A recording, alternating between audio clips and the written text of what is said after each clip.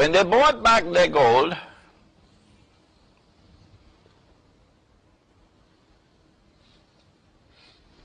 they got only this much.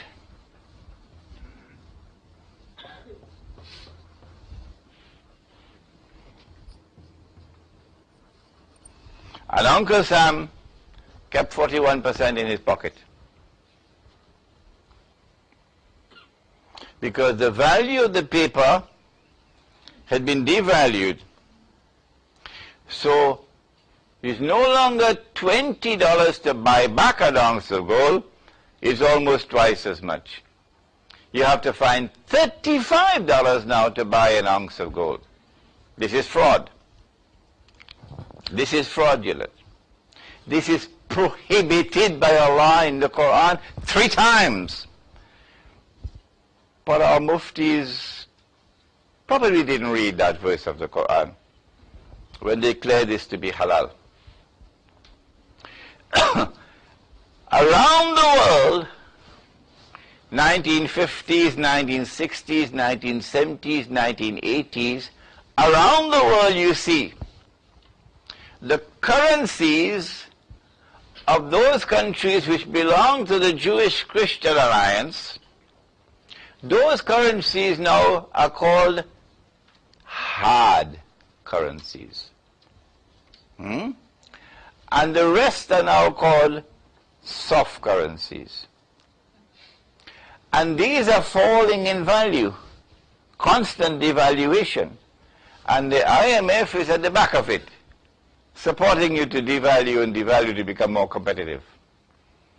But as you devalue, there is a massive transfer of wealth from the unsuspecting masses to that global predatory elite, who not only want to become rich, that's bad enough, and have 3 Mercedes-Benz in your garage. No, they have their sights on something more than that. They not only want to rob you of your money, they want more than that. They want to impose their dictatorship over the whole world so that one man can rule the world from Jerusalem. This is where we are today. Prophet Muhammad ﷺ said, the time will come when there will be nothing of value but a dinar and a dirham. This is his hadith. And see, we know that this entire fraudulent system is going to collapse. But it's not going to collapse now. It's only going to collapse after he's finished his job and he's ruling the world. And that's going to take another 40, 50 years. He said the only thing of value that will remain will be a dinar and a dirham. What's a dinar?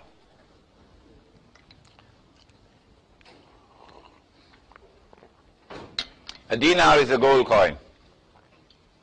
The word dinar is in the Quran. Yes. A dirham is a silver coin. The word dirham is in the Quran. Yes.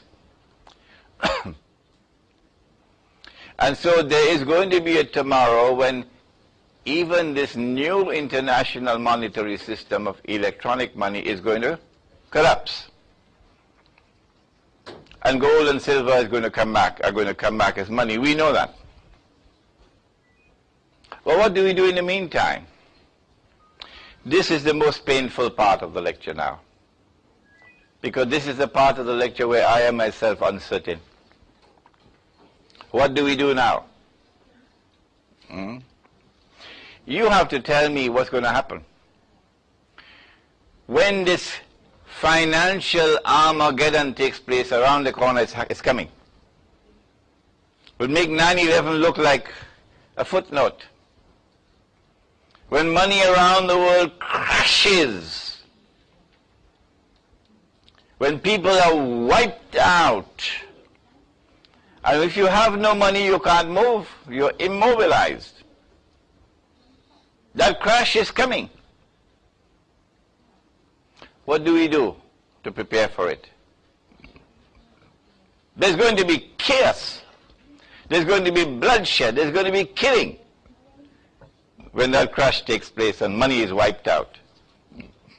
What do we do? I have only one answer, and it is this.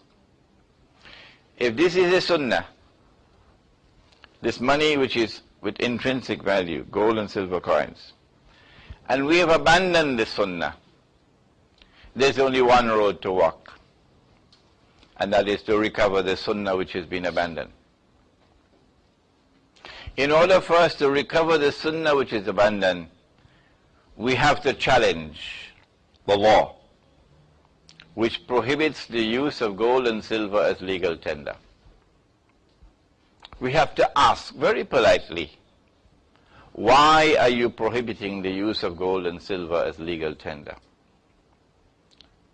In the process of challenging, mounting that legal challenge, we get an opportunity to teach and to educate the way that I'm doing here this morning.